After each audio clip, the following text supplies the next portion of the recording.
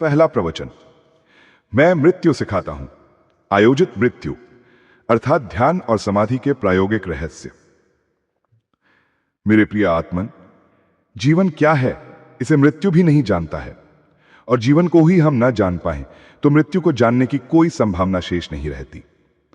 जीवन की अपरिचितता और अज्ञानता ही जो मृत्यु प्रकटित और प्रकटित नहीं हो सकती। सच तो यह है कि मृत्यु सिर्फ शब्द का भ्रम नहीं, सच्चाई है, घटती है। लेकिन जीवन को हम न जानते हो, मृत्यु घटने पर भी हम उसको पहचान नहीं पाते। जग में कुछ शब्द बिल्कुल ही झूठे हैं, उन शब्दों में कुछ भी सत्य नहीं है। उन्हीं शब्दों में मृत्यु भी एक शब्द है जो नितांत असत्य है। मृत्यु जैसी घटना कहीं भी नहीं घटती, लेकिन हम लोगों को तो रोज मरते देखते हैं। चारों तरफ रोज मृत्यु घटती हुई मालूम होती है। गांव गांव में मरघट है, और ठीक से हम समझ लें, गांव में जहां जहां लोग बड़े हुए वहां वहां मरघट है। मानव कितने मरघटों की अर्जी जल चुकी है जहां हम निवास बनाए हुए हैं। पृथ्वी के सभी स्थान मरघट रह चुके हैं। करोड़ों करोड़ों लोग मर चुके हैं, रोज मर रहे हैं। और अगर यह सच है कि मृत्यु जैसी झूठी घटना नहीं है मनुष्य की भाषा में, तो आश्चर्य होगा। मगर देखिए, विस्मरण में हम बहुत गहरे हैं। मृत्यु को भूल जाना ही जीवन को भूल जाना है। मृत्यु और जीवन का संबंध बड़ा गहरा है। अगर मृत्यु को हम पहचान ले तो जीवन को भी पहचान लेंगे, और अगर जीवन को हम पहचान ले तो मृत्यु को भी पहचान लेंगे। मृत्यु शब्द है लेकिन घटना नहीं है। घटना जीवन है और मृत्यु जीवन का एक रूपांतरण है। यह बात वैसी ही है जैसे आपसे कोई कहे कि रात अंधकार है। भगवान ने जाकर साबित किया कि यह झूठ प्रतीत होता है, और यदि ठीक तरह देखा हुआ हो तो बहुत बड़ा प्रकाश है। मगर हम मृत्यु को अंधकार जानते हैं क्योंकि हमने जीवन को नहीं जाना है। सूरज कहते कहते अंधेरा, अनंत काल हो गया मुझे विश्व का परिभ्रमण करते, लेकिन अब तक अंधेरे से मेरी मुलाकात नहीं हुई है। अंधेरे को मैं जानता नहीं हूं, कहां है अंधेरा। आप उसे मेरे सामने बुला दें तो मैं क्षमा भी मांग लूं और आने से चल लूं कि वो कौन है, ताकि उसके प्रति कोई भूल ना हो सके।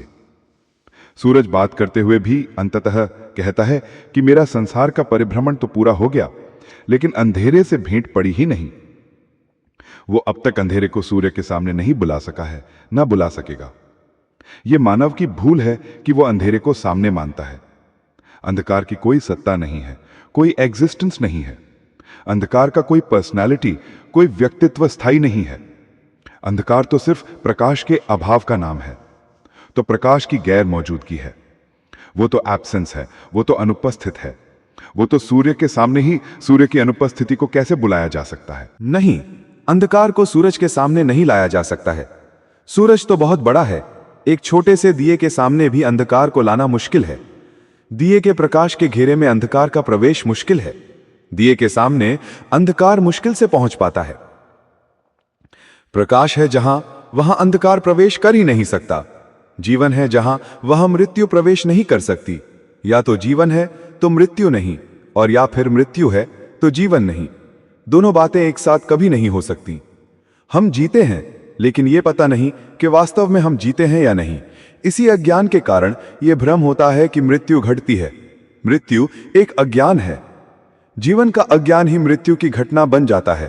कारण, हम उस जीवन के परिचय को खो चुके होते हैं जो मृत्यु के अज्ञान में एक किरण भी सदा नवीनता के लिए हमारे आत्मा को तोड़ देती है। जिसने जीवन को जाना है उसके लिए मृत्यु नहीं है। कभी मरा है, कभी मर सकता है नहीं, क्योंकि जीवन अनंत है, अमर है। और उस अंधकार के हम भ्रमग्रस्त होते हैं जो हम नहीं हैं। उस प्रकाश के हम परिचित नहीं हो पाते जो हमारा प्राण है, हमारा जीवन है, जो हमारी सत्ता है। और उस अंधकार के हम भ्रमग्रस्त होते हैं जो हम नहीं हैं।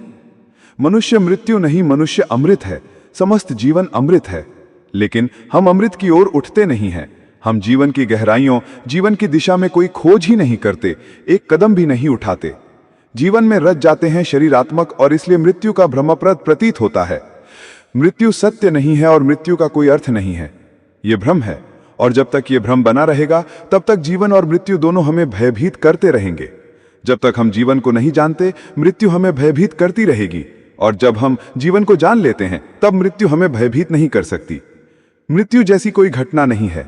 जीवन अनंत है, जीवन अखंड है, जीवन सतत है। मृत्यु तो केवल जीवन को न जानने का नाम है। मृत्यु जैसी एक झूठी सी समस्या की राह पकड़ लेते हैं और बड़े दुखी होते हैं। या तो हमें पता है कि हम जीवन हैं, तो फिर मृत्यु नहीं है, और या हमें पता नहीं है कि हम जीवन हैं, तो फिर मृत्यु है। जीवन और मृत्यु दोनों बातें साथ मौजूद नहीं हो सकती। मनुष्य का सारे जीवन में मृत्यु से भ्रमग्रस्त होना मृत्यु का भय जगाता है। यह सच जीवन के अपरिचित होने से है। जीवन को हम जितना जानेंगे, मृत्यु की झूठी घटना का कोई स्थान नहीं बचेगा। जीवन एक अखंड प्रवाह है, सतत है, अनंत है। जीवन शाश्वत है। मृत्यु जैसी कोई चीज नहीं है। मृत्यु का भ्रम मिटेगा तभी जब हम जीवन को जानेंगे। मनुष्य को बार बार सोचना होगा। जैसे कोई आदमी सोता है, उसे फिर कुछ भी पता नहीं रहता कि सोया हूं कि जागा हूं। नींद के अंधकार में सब कुछ डूब जाता है और उसे कुछ पता नहीं रहता कि मैं कौन हूं, क्या हूं, कहां हूं। नींद के पट बंद हो जाते हैं। वो जब जाग जाता है तब उसे पता चलता है कि मैं सोया था। जब तक नींद में वो डूबा था तब तक पता नहीं था कि मैं अभी जागा हुआ हूं, सोया हुआ नहीं हूं। सोते तो मैं गया, उसे यह भी पता नहीं चलता कि मैं जागा हुआ हूं, क्योंकि अगर यह पता चलता रहे कि मैं जागा हूं तो इसका अर्थ यह है कि अनुभव जागा हुआ है, सोया हुआ नहीं है। नींद खत्म हो जाती है जब पता चलता है कि मैं सोया था, लेकिन नींद में यह पता नहीं चलता कि मैं सोया हूं। इसी तरह मनुष्य को मृत्यु की भी घटना पता नहीं चलती कि मैं मर गया या क्या हुआ। इसका एक अर्थ यह बनता है कि कोई बहुत गहरी आध्यात्मिक नींद, कोई हिप्नोटिक हिप्नोसिस, कोई आध्यात्मिक सम्मोहन की तंद्रा मनुष्य को घेरे हुए है। इसलिए उसे जीवन का ही पता नहीं चलता कि जीवन क्या है। नहीं, लेकिन हम इनकार करेंगे। हम कहेंगे, कैसी आप बात करते हैं? हमें पूरी तरह पता है कि जीवन क्या है। हम जीते हैं, चलते हैं, उठते हैं, बैठते हैं, सोते हैं। एक शराबी भी चलता है, उठता है, बैठता है, सोता है, खाना खाता है, आंख खोलता है, बात करता है। एक पागल भी उठता है, बैठता है, सोता है, खाना खाता है, बात करता है, जीता है। लेकिन इससे तो न शराबी होश में कहा जा सकता है और न पागल सचेतन है। ये कहा जा सकता है, एक सम्राट की सवारी निकली थी। एक राजपथ पर एक आदमी चौराहे पर खड़ा होकर गालियां दे रहा था, अब शब्द बोल रहा था और सम्राट की ओर पत्थर फेंक रहा था। सैनिकों ने पकड़ लिया और सम्राट के सामने लाकर खड़ा कर दिया। लेकिन जब वो आदमी गालियां बकता था और अपशब्द बोलता था तो सम्राट हंस रहा था। उसके सैनिक हैरान हुए। उसके मंत्रियों ने कहा, आप हंसते क्यों हैं? उस सम्राट ने कहा, जहां तक मैं समझता हूं उस आदमी को पता नहीं है कि वो क्या कर रहा है। जहां तक मैं समझता हूं वो आदमी मूर्छे में है। कल सुबह वो मेरे सामने आ जाएगा। कल वो आदमी सचमुच उसके सामने आकर खड़ा कर दिया गया।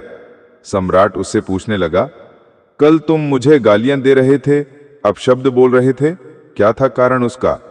उस आदमी ने कहा, मैं ही वो अपशब्द बोल रहा था। नहीं महाराज, मैं नहीं रहा हूं, इसलिए अपशब्द बोले गए होंगे, सो बोला गया होगा। मैं बेहोश था, मुझे कुछ पता नहीं कि मैंने क्या बोला, मैं नहीं था। हम भी नहीं हैं।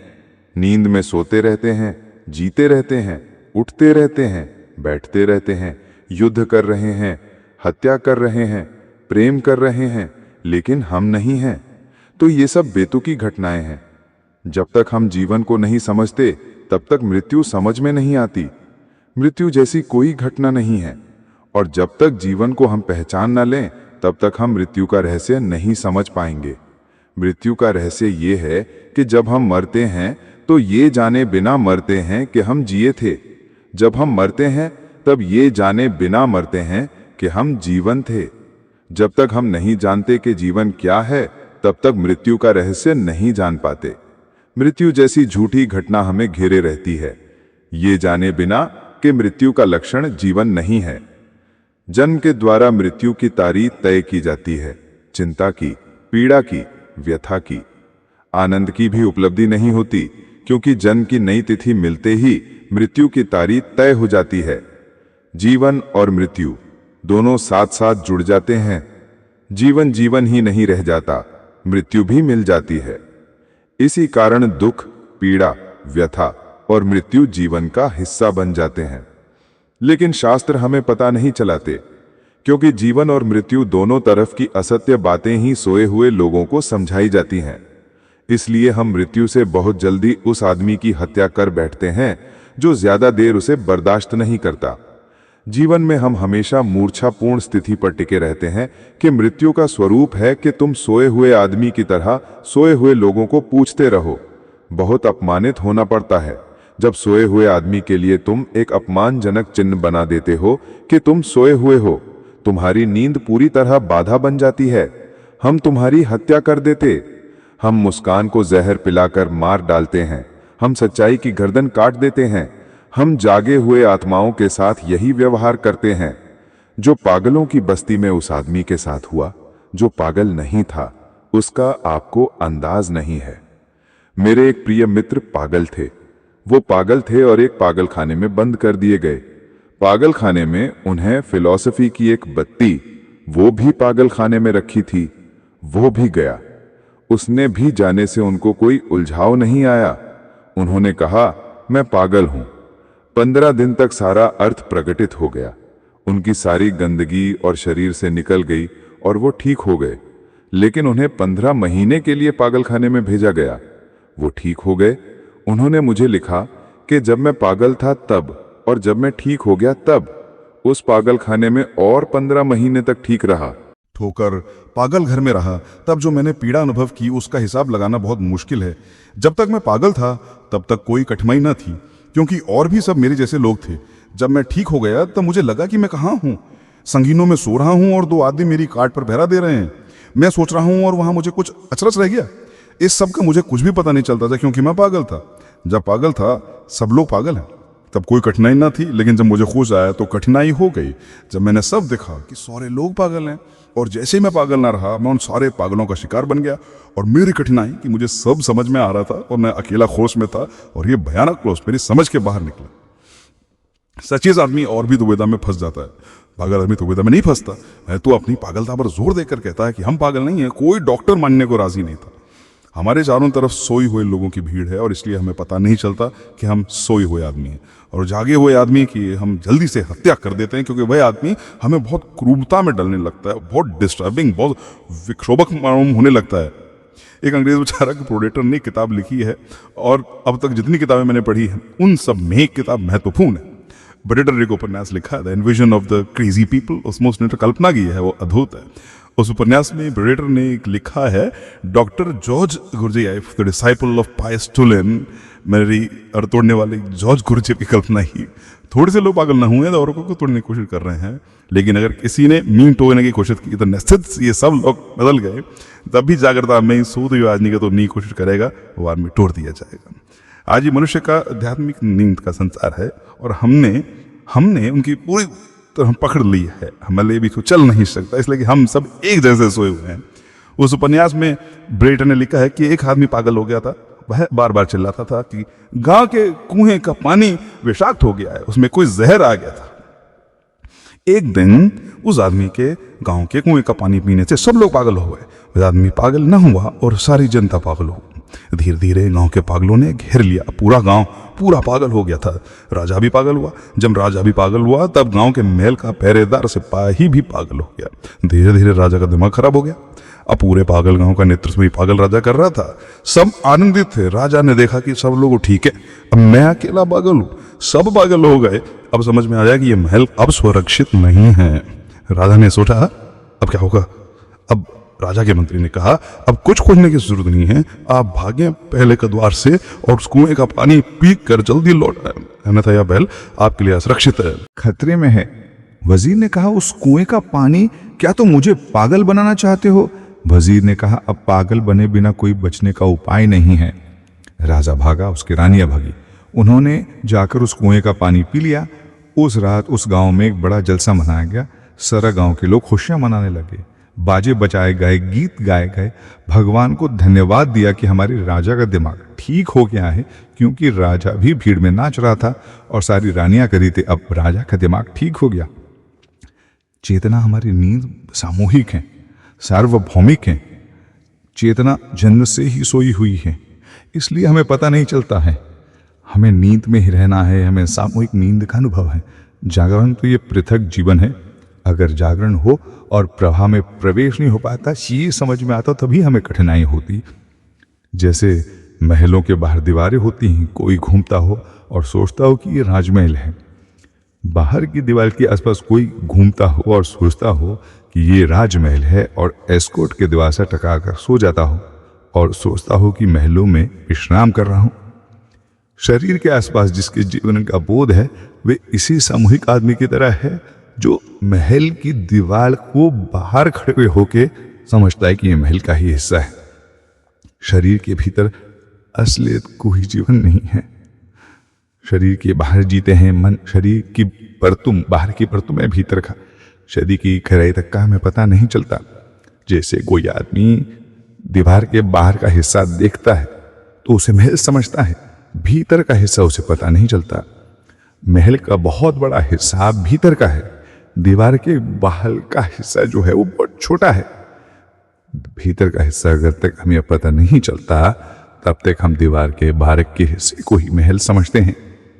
भीतर से प्राण विदित होते हैं, मन में उठते हैं, बाहर से आप तक पहुंचते हैं। बाहर की भीतर का कभी देखा है? जब भीतर के दरवाजे खुलते हैं तब आपको नया जीवन प्राप्त होता है। जिस दिन भीतर का दरवाजा खोलते हैं उस दिन आपको पता चलता है कि आपका शरीर ही सब कुछ नहीं है। आपकी आत्मा और चेतना भीतर है। भीतर के घेरे में जीवन का असली अर्थ है। बाहर जो जीतेंगे वे मृत्यु है, जो भीतर है वही जीवन है। जैसे ही चेतना बाहर की तरफ मुड़ती है यात्रा आरंभ होती है। जीवन का असली अनुभव वही है। ये जो भीतर का अनुभव है विवाह बाहर से, ये जीवन का अनुभव नहीं है। प्राण सिमटते हैं और बाहर की दीवार से चेतना भीतर चली जाती है। उसी दिन बाहर के लोगों को पता चलता है कि मर गया ये आदमी, और वो आदमी भी मरते हुए मरता है। इस मरने के क्षण में, इस बदलावट के क्षण में समझता है कि मैं गया। ये जो देह है हमारी, ये जो शरीर है, ये शरीर हमारा वास्तविक जीवन नहीं है। ये हमारा ऑथेंटिक बीइंग नहीं है। सच्चाई में सबसे बहुत भिन्न और बिल्कुल दूसरे प्रकार का हमारा व्यक्तित्व है। इस शरीर से बिल्कुल विपरीत उल्टा हमारा जीवन है। एक बीज को हम देखते हैं। बीज की ऊपर की खोल होती है बहुत सख्त, ताकि भीतर जो छिपा हुआ जीवन का अंकुर है, कोमल हेलीकॉप्टर, वो उसकी रक्षा कर सके। भीतर का अंकुर तो होता है बहुत कोमल, उसकी रक्षा के लिए एक बहुत कठोर दीवार, एक छेरा, एक खोल बीज के ऊपर चढ़ी होती है। वो भी खोल है, वो बीज नहीं है। और जो उस खोल को बीज समझ लेगा वो कभी भी उस जीवन के अंकुर से परिपक्व नहीं हो पाएगा जो भीतर छिपा है। वो खोल को ही बीज समझता रहेगा और अंकुर कभी पैदा नहीं होगा। नहीं, खोल बीज नहीं है, बल्कि सच तो ये है कि बीज जब पैदा होता है तो खोल को मिट जाना पड़ता है, टूट जाना पड़ता है, बिखर जाना पड़ता है, मिट्टी में गल जाना पड़ता है। जब खोल गल जाती है तब बीज भीतर से प्रकट होता है। ये शरीर एक बीज है और जीवन, चेतना और आत्मा का एक अंकुर भीतर है। लेकिन हम इस खोल को ही बीज समझकर नष्ट कर देते हैं और वो अंकुर पैदा भी नहीं हो पाता, वो अंकुर फूट भी नहीं पाता। जब वो अंकुर फूटता है तो जीवन का अनुभव होता है। जब वो अंकुर फूटता है तो मनुष्य का बीज होना समाप्त होता है और मनुष्य वृक्ष बन जाता है।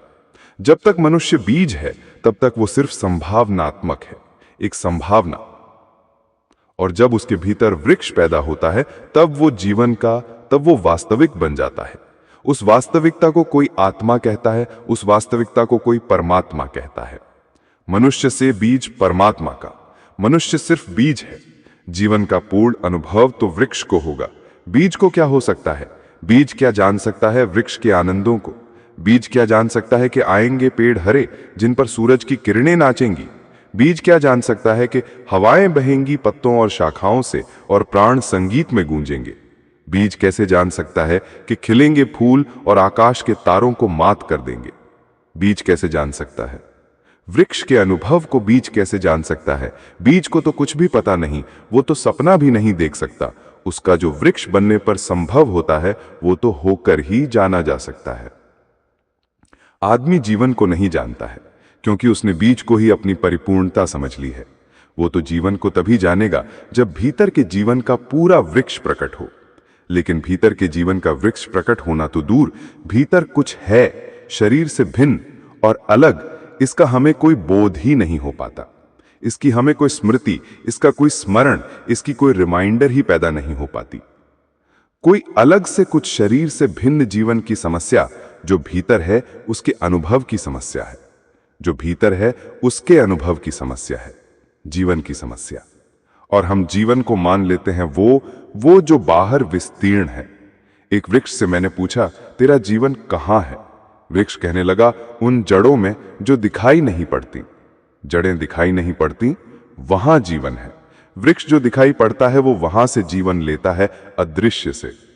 माओ से तुमने अपने बचपन की एक घटना लिखी है कि उसकी मां की झोंपड़ी के पास एक बगिया थी। उसने जीवन भर उस बगिया को संजोया था। उसके फूल इतने बड़े और प्यारे होते थे कि दूर दूर के गांव के लोग देखने आते। और बगिया के पास से गुजरता ऐसा तो कठोर आदमी कभी देखा नहीं गया जो 2 क्षण ठहर न गया हो उन फूलों को देखकर। वो बूढ़ी हो गई और बीमार पड़ गई। माओ छोटा था, पर उसने अपनी माँ को कहा, फिक्र मत करो, घर में और कोई बड़ा तो था नहीं। उसने कहा, फिक्र मत करो, तुम चिंता मत करो पौधों की, मैं उनके फिक्र कर लूंगा। 15 दिन बाद माँ उठी। माँ दिन भर बगिए में मेहनत करती रहती, दिन रात। सुबह से लेकर आधी रात तक माँ निरंतर थी। लेकिन जिस दिन वो उठकर 15 दिन बाद बगिए में आई, देखी बगिया तो कुमुल्ला गई थी। फूल तो जा चुके कभी थे, पत्ते भी मुर्दा हो गए थे, सारे वृक्ष उदास खड़े थे। ऐसा ही लगा होगा उस बगिया को जैसे आज अगर किसी के पास आंखें हों तो सारी मनुष्य की बगिया को देखकर रो लेगा। सब फूल टल गए, सब पत्ते कुम्हुल्ला गए, सब बहुत उदास हैं। वो तो छाती पीट कर रोने लगी कि ये तूने क्या किया, और तू सुबह से सांझ तक क्या कर रहा था। माओ भी रोने लगी। उसने कहा कि मैंने बहुत कुछ किया जो मैं कर सकता था। एक एक फूल की धूल झाड़ता था, एक एक पत्ते की धूल झाड़ता था, एक एक फूल को चूमता था, एक एक फूल पर पानी छिड़कता था। पता नहीं क्या हुआ, इतना श्रम और सारे वृक्ष कुमुल्ला गए। उसकी मां रोने में भी हंसने लगी। उसने कहा, पागल, शायद तुझे पता नहीं कि वृक्षों के प्राण पत्तों और फूलों में नहीं होते। वृक्षों के प्राण जड़ में होते हैं जो दिखाई नहीं पड़ती। तू फूल और पत्तों को पानी देगा, तू फूल और पत्तों को चूमेगा और प्रेम करेगा, सब निरर्थक है। फूल पत्ते की फिक्र भी मत कर। अगर अदृश्य जड़ें शक्तिशाली होती, चलती जाती हैं, तो फूल पत्ते अपने से निकल आते हैं, उनकी चिंता नहीं करनी पड़ती। लेकिन आदमी ने जीवन को समझा है। बाहर का सारा फूल पत्ते का जो मकसद है वो और भीतर के जड़ बिल्कुल उपेक्षित हैं। निम्नलिखित है, आदमी के भीतर जो जड़ बिल्कुल ही उपेक्षित पड़ी हैं, स्मरण भी नहीं कि भीतर भी है कुछ, और जो भी है वो भीतर है। सत्य भीतर है, शक्ति भीतर है, जीवन की सारी क्षमता भीतर है। वहां से वो प्रकट हो सकती है। बाहर प्रकटीकरण होता है, होना भीतर है।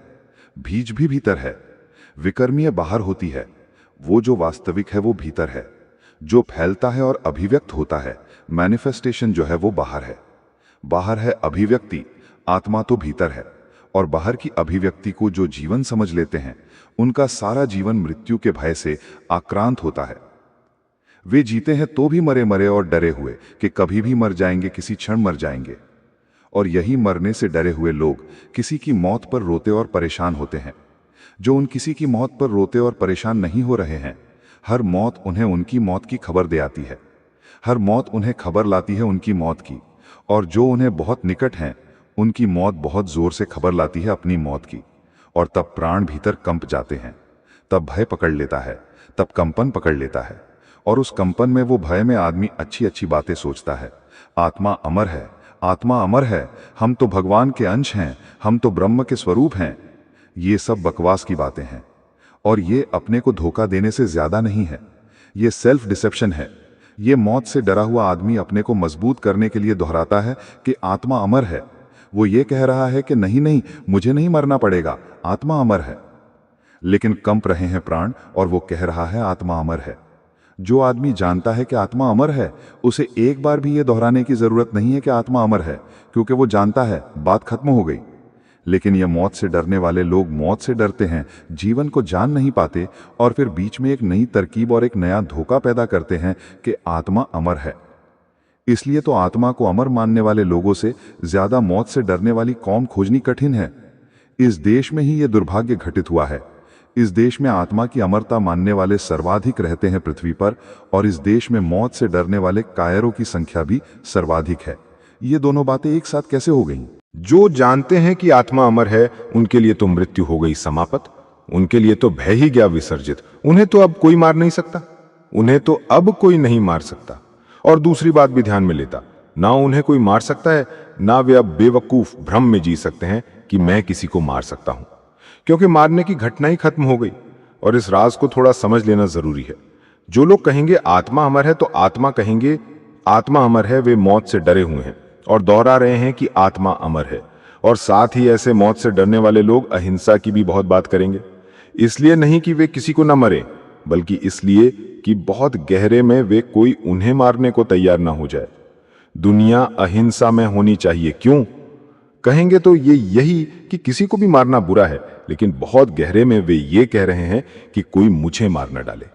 किसी को भी मारना बुरा है, लेकिन आत्मा ऐसे पता कर गया है कि मैं मृत्यु ही तो नहीं, तो ना मरने का डर है और ना मारने का डर है और ना अर्थपूर्ण बातें रह गई।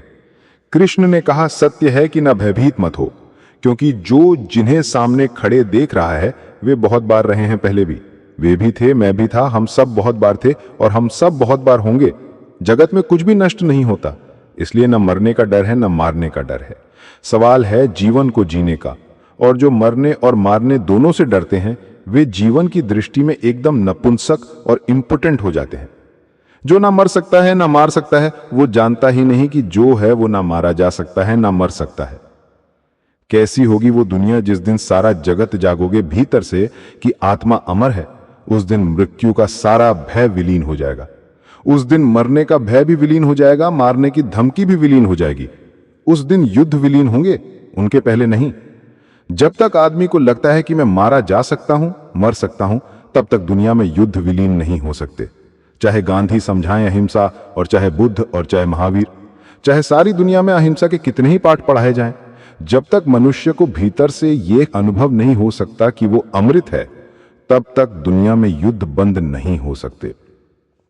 वे जिनके हाथों में तलवारें दिखती हैं, ये समझ लेना कि वे बहुत बहादुर लोग हैं।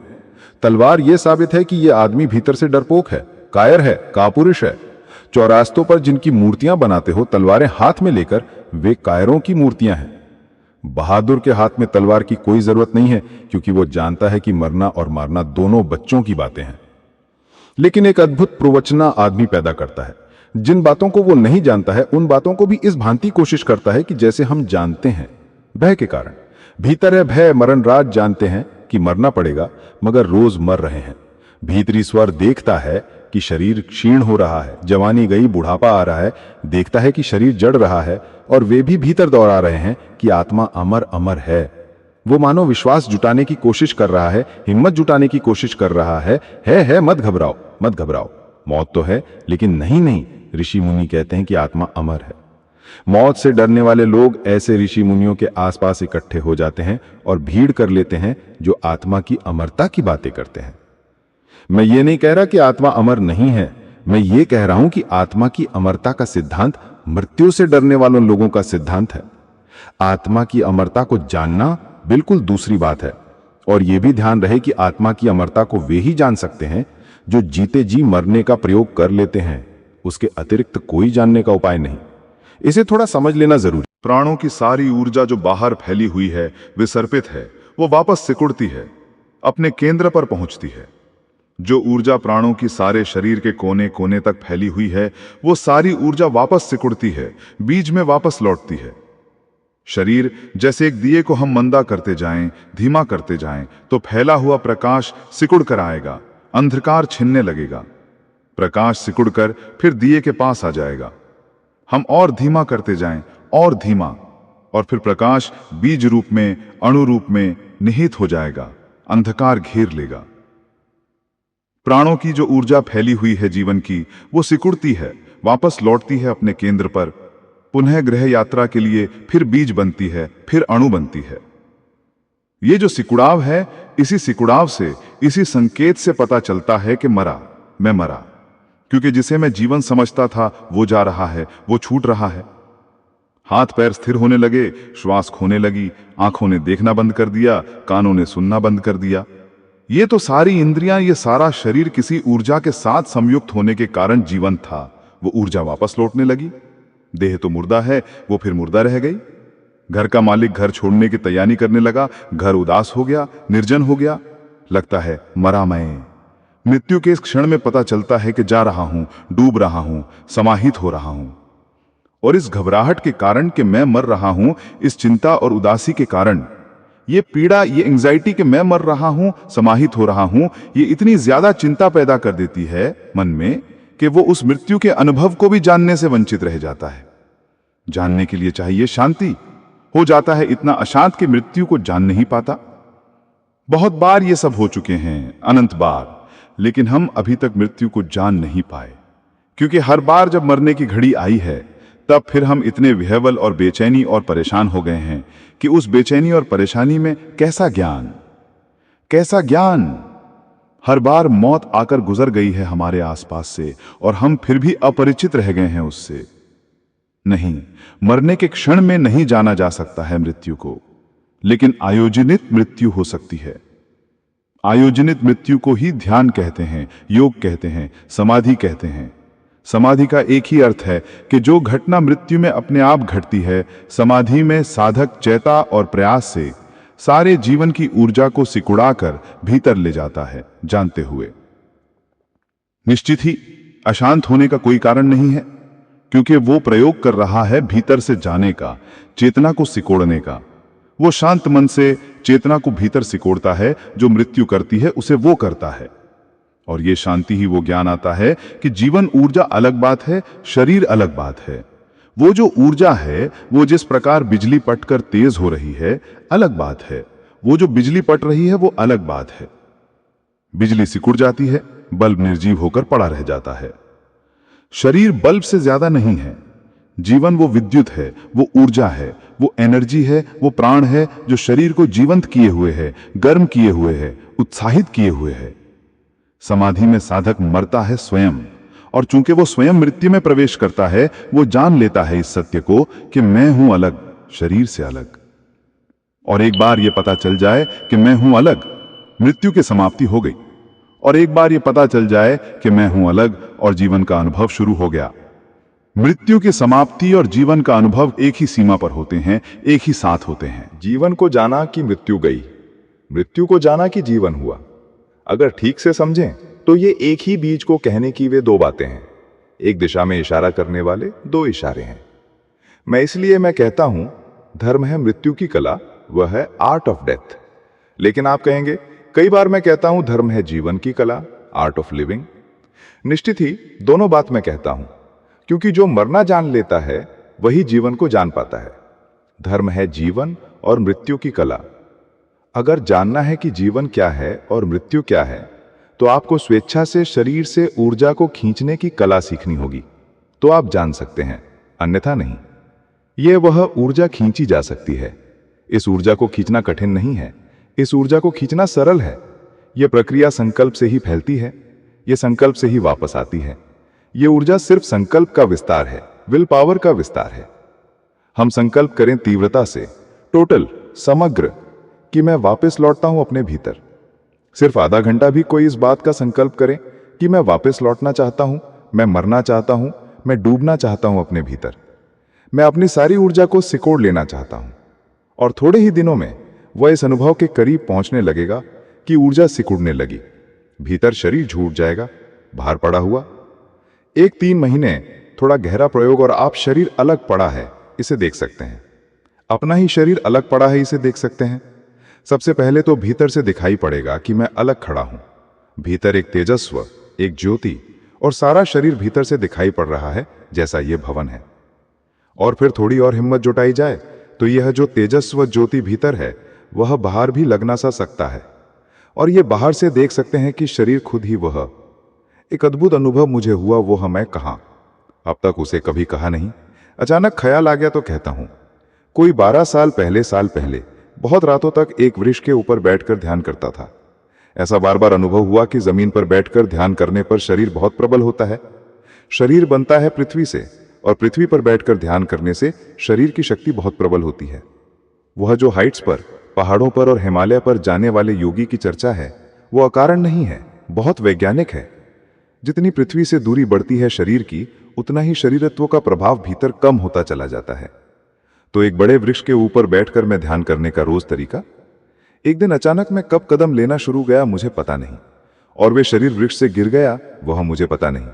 जब नीचे गिर पड़ा शरीर, तब मैंने चौंक कर देखा कि वह क्या हो गया है।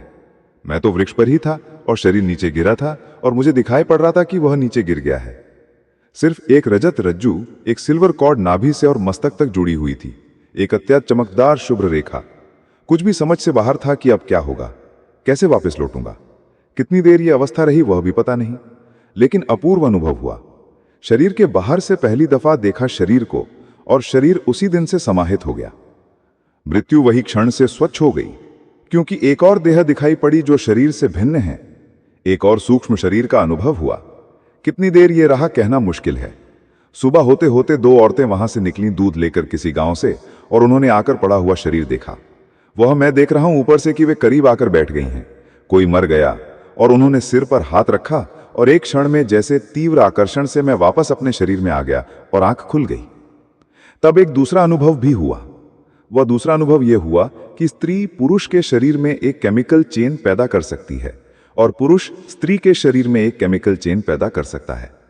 यह भी ख्याल मुख्य मृत्यु सिद्धांत पर विचार हुआ कि उस शक्ति का छना और मेरा वापस लौट आना ये कैसे हो गया।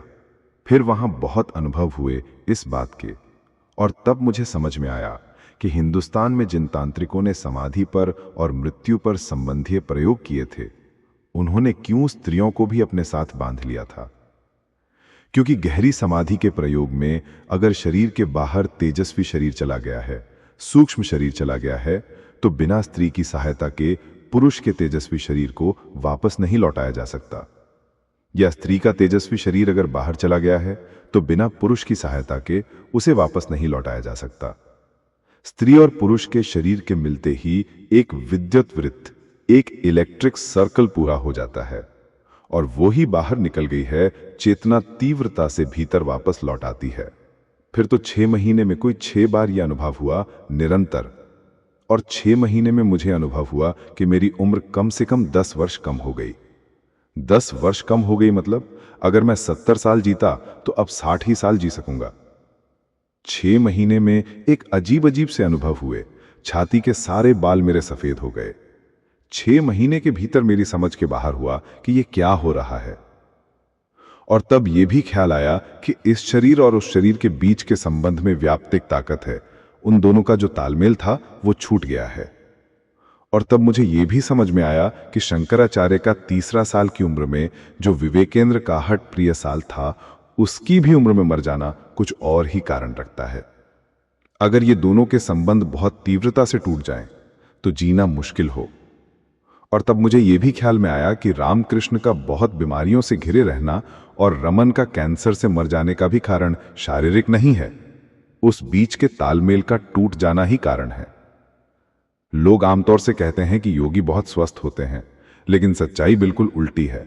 सच्चाई आज तक यह है कि योगी हमेशा रूखा रहता है और कम उम्र में मरता रहा है। और एक दूसरे का कल्याण ही दोनों शरीर के बीच जो एडजस्टमेंट चाहिए, जो तालमेल चाहिए, उसमें विक्षेप पड़ जाता है। जैसे ही एक बार वो शरीर बाहर हुआ, फिर ठीक से पूरी तरह कभी भी पूरी अवस्था में भीतर प्रविष्ट नहीं हो पाता है। लेकिन उसकी कोई जरूरत भी नहीं रह जाती, उसका कोई प्रयोग नहीं हो जाता, उसका कोई अर्थ नहीं रह जाता। संकल्प से बंधी जा सकती है ऊर्जा भीतरी, सिर्फ संकल्प से, सिर्फ धारणा से, सिर्फ ये भावना कि मैं भीतर वापस आऊं, वापस लौट आऊं, वापस लौट आऊं, 3 बार। इसका तीव्र आवेग पूरे आत्मा से जगाएं, मैं भीतर वापस लौट आऊं, मैं केंद्र पर वापस लौट आऊं, मैं वापस लौट आऊं, मैं वापस लौट आऊं। इसकी इतनी तीव्र पुकार है, ये सारे कण कण में शरीर के गूंज जाए, श्वास श्वास को पकड़ ले। और किसी भी दिन ये घटना घट जाती है कि एक झटके के साथ आप भीतर पहुंच जाते हैं और पहली दफा फ्रॉम विद इन शरीर को देखते हैं। ये जो हजारों नाड़ियों की बात की है योग में, वो फिजियोलॉजी का ज्ञान नहीं है। ये शरीर शास्त्र से उसके गूढ़ संबंध मात्र हैं। नाड़ियां ज्ञानी गई हैं भीतर से, और इसलिए आज जब फिजियोलॉजी उनका विचार करती है तो पाती है कि ये नाड़ियां कहां हैं। ये जो 7 चक्र बताए हैं वे कहां हैं? वे कहीं भी नहीं है शरीर में। शरीर में वे कहीं भी नहीं हैं, क्योंकि शरीर को हम बाहर से जांच रहे हैं, वे कहीं नहीं मिलेंगे। एक और जांच है शरीर को भीतर से जानना, इंटर फिजियोलॉजी। वो बहुत सरल फिजियोलॉजी है, वो बहुत सूक्ष्म शरीर शास्त्र है। वहां से जानने पर जो नाड़ियां ज्ञानी गई हैं और जो केंद्र जाने गए हैं वे बिल्कुल अलग हैं। इस शरीर में खोजने से वे कहीं भी नहीं मिलेंगे। वे केंद्र इस शरीर और उस भीतर की आत्मा के कांटेक्ट फील्ड्स हैं, जहां ये दोनों मिलते हैं। सबसे बड़ा कांटेक्ट फील्ड, सबसे बड़ा संपर्क का स्थान नाभि है। इसलिए आपको ख्याल होगा कि अगर आप कार चला रहे हैं और एकदम से एक्सीडेंट होने लगे तो सबसे बड़ा नाभि प्रभावित हो जाएगा, एकदम नाभि अस्त व्यस्त हो जाएगी, क्योंकि वो सबसे बड़ा, सबसे प्रमुख, सबसे ज्यादा शक्तिशाली हिस्सा इस शरीर के बीच संबंध का क्षेत्र है। वो सबसे पहले अस्त व्यस्त हो जाता है। गुमता को देखो, जैसे ही मौत सामने दिखाई पड़ेगी नाभि अस्त व्यस्त हो जाएगी। सारे शरीर केंद्रीय और शरीर की एक आंतरिक व्यवस्था है जो उस अंतर शरीर और इस शरीर के बीच संपर्क में स्थापित हुई है। जिन चक्रों की बात है वे उनके संपर्क स्थान हैं। निश्चित ही एक बार भीतर से शरीर को जानना एक बिल्कुल ही दूसरी दुनिया को जान लेना है, जिसका हमें कोई भी पता नहीं होता। मेडिकल साइंस जिसके संबंध में एक शब्द भी नहीं जानती और न ही जान सकेगी अभी। एक बार यह अनुभव हो जाए कि ये अलग और दो शरीर अलग, मौत बनम हो गई, मृत्यु नहीं हो फिर तो शरीर के बाहर आकर खड़े होकर देखा जा सकता है। तो ये कोई फिलोसफिकल विचार नहीं है, ये कोई दार्शनिक तार्किक चिंतन नहीं है कि मृत्यु क्या है, जीवन क्या है। जो लोग इस पर विचार करते हैं वे दो कौड़ी का भी सही निकाल नहीं पाते। एक तो एक्सपीरियंशियल अप्रोच, ये तो है अस्तित्ववादी खोज। जाना जा सकता है कि मैं जीवित हूं, जाना जा सकता है कि मृत्यु नहीं है, इसे जिया जा सकता है, इसके भीतर प्रवेश हुआ जा सकता है। लेकिन जो लोग केवल सोचते हैं कि हम विचार करेंगे कि मृत्यु क्या है, जीवन क्या है, वे लाख विचार करें, जन्म जन्म विचार करें, उन्हें कुछ भी पता नहीं चल सकता है। कुछ भी पता नहीं चल सकता है, क्योंकि हम विचार करके विचार करेंगे क्या? विचार किया जा सकता है उसके संबंध में जिसे हम जानते हो। जो ज्ञात है, जो जानते हैं, उसके बारे विचार हो सकता है। जो अननोन है, अज्ञात है, उसके बारे कोई विचार नहीं हो सकता। आप वही सोच सकते हैं जो आप जानते हैं। कभी आपने ख्याल किया? आप उसे नहीं सोच सकते हैं जिसे आप नहीं जानते। उसे सोचने कैसे? How to conceive it? उसकी कल्पना ही कैसे हो सकती है, उसकी धारणा कैसे हो सकती है जिसे हम जानते ही नहीं है? जीवन हम जानते नहीं, मृत्यु हम जानते नहीं, सोचते हम क्या? इसलिए दुनिया में मृत्यु और जीवन पर दार्शनिकों ने जो कहा है उसका तो कोई भी मूल्य नहीं। फिलॉसफी की किताबों में जो भी लिखा है मृत्यु और जीवन के संबंध में, उसका कोई भर मूल्य नहीं है, क्योंकि वे लोग सोच समझ कर लिख रहे हैं। सोच कर लिखने का कोई सवाल नहीं है। सिर्फ योग ने जो कहा है जीवन और मृत्यु के संबंध में, उसके अतिरिक्त आज तक सिर्फ शब्दों का खेल हुआ है, क्योंकि योग जो कह रहा है वो एक एक्सपीरियंशियल, एक लिविंग, एक जीवंत अनुभव की बात है। आत्मा अमर है, ये कोई सिद्धांत, कोई थ्योरी, कोई आइडियोलॉजी नहीं है। ये कुछ लोगों का अनुभव है, और अनुभव की तरफ जाना हो तो ही अनुभव हल कर सकता है इस समस्या को कि क्या है जीवन, क्या है मौत।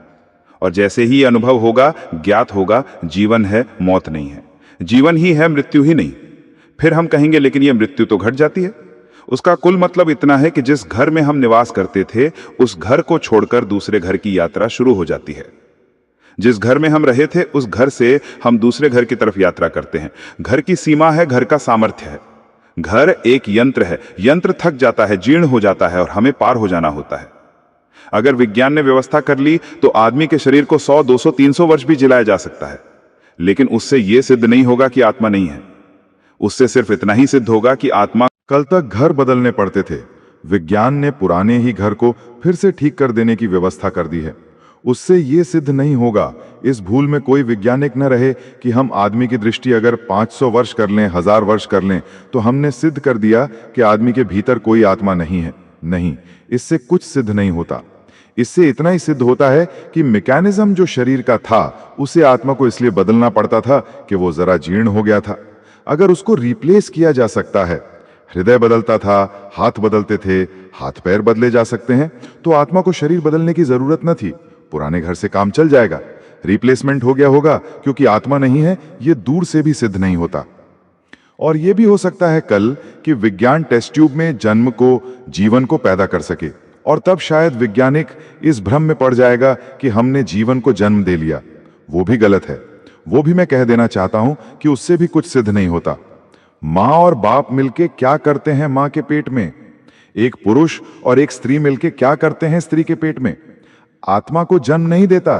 They just create a situation. ये सिर्फ एक अवसर पैदा करते हैं जिससे आत्मा पैदा हो सकती है। माँ और पिता का अणु मिलकर एक अपॉर्चुनिटी, एक अवसर पैदा करते हैं, एक सिचुएशन जिसमें से भी आत्मा प्रवेश पा सकती है। कल ये हो सकता है कि हम टेस्ट ट्यूब में ये सिचुएशन पैदा कर दें। इससे कोई आत्मा पैदा नहीं हो रही है। माँ के पेट भी तो एक टेस्ट ट्यूब है, एक यांत्रिक व्यवस्था है, वो प्राकृतिक है।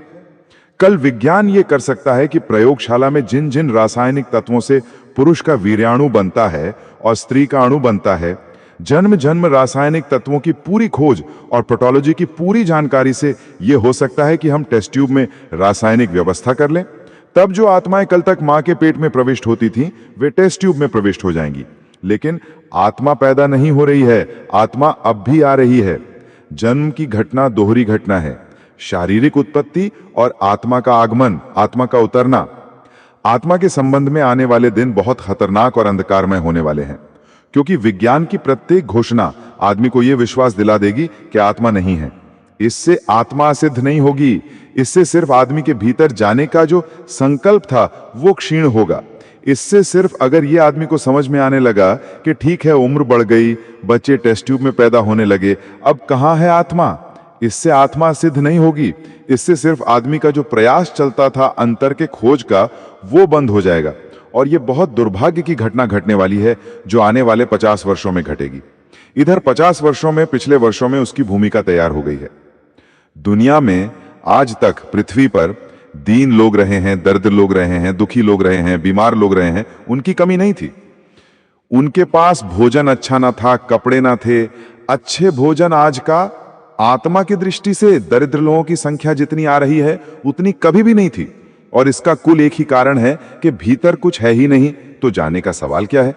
एक बार अगर मनुष्य जाति को यह विश्वास आ गया कि भीतर कुछ है ही नहीं, तो वहां जाने का सवाल खत्म हो जाता है। आने वाला भविष्य अत्यंत अंधकारपूर्ण और खतरनाक हो सकता है। इसलिए हर कोने से इस संबंध में प्रयोग चलते रहने चाहिए कि ऐसे लोग बड़े होकर घोषणा करते रहें, सिर्फ शब्दों की और सिद्धांतों की नहीं, गीता और कुरान और बाइबल की पुनरुक्ति की नहीं, बल्कि घोषणा कर सकें जीवंत कि मैं जानता हूं कि मैं शरीर नहीं हूं। और न केवल ये घोषणा शब्दों की हो, ये उनके सारे जीवन से प्रकट होती रहे, तो शायद हम मनुष्य को बचाने में सफल हो सकते हैं।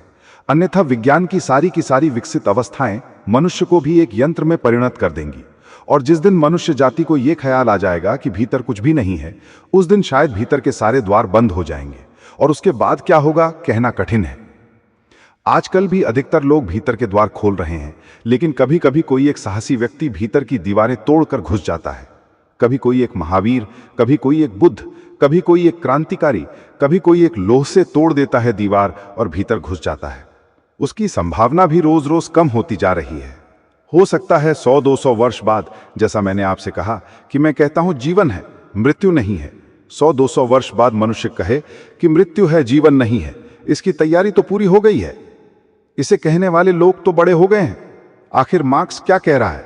मार्क्स ये कह रहा है कि मैटर है, माइंड नहीं है। मार्क्स ये कह रहा है कि पदार्थ है, परमात्मा नहीं है। और जो तुम्हें परमात्मा मालूम होता है वो भी वाई गॉड से, मैटर का, वो भी पदार्थ की ही उत्पत्ति है, वो भी पदार्थ से ही पैदा हुआ है। मार्क्स ये कह रहा है कि जीवन नहीं है, मृत्यु है, क्योंकि अब आत्मा नहीं है और पदार्थ ही एक प्रकार से जीवन नहीं है, मृत्यु है। मार्क्स की ये बात का प्रभाव बढ़ता चला गया है। ये शायद आपको पता ना होगा, दुनिया में ऐसे लोग रहे हैं हमेशा जिन्होंने आत्मा को इनकार किया है, लेकिन आत्मा को इनकार करने वालों का धर्म आज तक दुनिया में पैदा नहीं हुआ था। मार्क्स ने पहली दफा आत्मा को इनकार करने वाले लोगों का धर्म पैदा कर दिया। नास्तिकों का अब तक कोई ऑर्गेनाइजेशन नहीं था। चार्ल्स का बृहस्पति था, एपिक्यूरस था। दुनिया में अद्भुत लोग हुए जिन्होंने ये कहा कि नहीं है आत्मा, लेकिन उनका कोई ऑर्गेनाइजेशन, उनका कोई चर्च, उनका कोई संगठन नहीं था। मार्क्स दुनिया में पहला नास्तिक है जिसके पास ऑर्गेनाइजेशन था। और इस एक बार दुनिया उसके ऊपर के भीतर बड़ी हो गई है और आने वाले 50 वर्षों में बाकी आधी दुनिया भी बड़ी हो जाएगी। आत्मा तो है, लेकिन उसको पहचानने और पहचानने के सारे द्वार बंद होते जा रहे हैं। जीवन तो है, लेकिन उस जीवन से संबंधित होने की सारी संभावनाएं क्षीण होती जा रही हैं। इसके पहले कि सारे द्वार बंद हो जाएं, जिनमें थोड़ी भी सामर्थ्य और साहस है, उन्हें अपने पर प्रयोग करने चाहिए और चेतना करनी चाहिए भीतर जाने की, ताकि वे अनुभव कर सकें। और अगर दुनिया में 100-200 लोग भी भीतर की ज्योति को अनुभव करते हों तो कोई खतरा नहीं है। करोड़ों लोगों के भीतर का अंधकार भी थोड़े से लोगों की जीवन ज्योति से दूर हो सकता है और टूट सकता है। एक छोटा सा दीपक और ना मालूम कितने अंधकार को तोड़ देता है। अगर एक गांव में एक आदमी भी है जो जानता है कि आत्मा अमर है, उस गांव का पूरा वातावरण, पूरा गांव की पूरी ठहराव, पूरा गांव की पूरी प्रवृत्ति बदल जाएगी। एक छोटा सा फूल खिलता है और दूर दूर के रास्ते उसकी सुगंध फैलती है। एक आदमी भी अगर वो बात मान लेता है कि आत्मा अमर है, तो उस एक आदमी का एक गांव में होना पूरे गांव की आत्मा की शुद्धि का कारण बन सकता है। लेकिन हमारे मुल्क में कितने साधु हैं और कितने विलक्षण और शौर्यमान हैं, करने वाले हैं कि आत्मा अमर है, और इनकी इतनी लंबी कतार, इतनी भीड़, और मुल्क का ये नैतिक चरित्र और मुल्क का ये पतन, ये साबित करता है कि ये सब धोखेबाज धंधा है। यहां कहीं कोई आत्मा को जानने वाला नहीं है। ये इतनी भीड़, इतनी कतार, ये इतनी मिलिट्री और इतना बड़ा सर्कस साधुओं का साथ मुल्क में। कोई मुंह पर पट्टी बांधे हुए एक तरह का सर्कस कर रहे हैं, कोई डंडा लिए दूसरे तरह का सर्कस कर रहे हैं, कोई तीसरे तरह का सर्कस कर रहे हैं। ये इतनी बड़ी भीड़ आत्मा को जानने वाले लोगों की हो और मुल्क का जीवन इतना नीचे गिरता चला जाए, यह संभव है। और मैं आपको यह कहना चाहता हूं कि जो लोग कहते हैं कि ये आम आदमी ने दुनिया का चरित्र बिगाड़ा है, वे गलत कहते हैं। आम आदमी हमेशा ऐसा रहा है। दुनिया का चरित्र ऊंचा था कुछ थोड़े से लोगों के आत्म अनुभव की वजह से। आम आदमी हमेशा ऐसा था। आम आदमी में कोई फर्क नहीं पड़ा गया है। आम आदमी के बीच कुछ लोग थे जीवित, और उनकी चेतना को सदा ऊपर उठाते रहे, सदा ऊपर बनाते रहे। उनकी मौजूदगी, उनकी चेतना वैकल्पिक एजेंट के काम करती रही है और आदमी के जीवन को ऊपर बनाती रही है। और अगर आज किसी भी आदमी का चरित्र इतना गिरा है, तो जिम्मेदार है साधु, जिम्मेदार है महात्मा, जिम्मेदार हैं धर्म की बातें करने वाले झूठे लोग। आम आदमी जिम्मेदार नहीं है। उसकी कभी कोई रिस्पॉन्सिबिलिटी नहीं थी, पहले भी नहीं थी, आज भी नहीं है। तो अगर दुनिया को बदलना हो तो इस बकवास को छोड़ दें कि हम एक एक आदमी का चरित्र सुधारेंगे, कि हम एक एक आदमी को नैतिक शिक्षा का पाठ देंगे। अगर दुनिया को बदलना चाहते हैं तो कुछ जोड़ने वालों के अत्यंत छोटे इनर एक्सपीरियंस से नहीं गुजरना पड़ेगा। जो लोग बहुत भीतरी प्रयोग से गुजरने को राजी हैं, ज्यादा नहीं, सिर्फ एक मुल्क में लोग आत्मा को जानने की स्थिति में पहुंच जाएं और पूरे मुल्क का जीवन अपने आप ऊपर उठ जाएगा। सारी दिए जीवित और सारा मुल्क ऊपर उठ सकता है। तो मैं तो यही राजी हो गया था इस बात पर बोलने के लिए, सिर्फ इसलिए हो सकता है कि कोई हिम्मत का आदमी आ जाए तो उसमें मैं निमंत्रण दूंगा कि मेरी तैयारी है भीतर में चलने की, तुम्हारी तैयारी हो तो आ जाओ। वहां बताया जा सकता है कि जीवन क्या है और मृत्यु क्या है। मेरी बातों को इतने प्रेम और शांति से सुना उसके लिए बहुत बहुत धन्यवाद। और अंत में सबके भीतर बैठे परमात्मा को प्रणाम करता हूं। मेरे प्रणाम स्वीकार करें।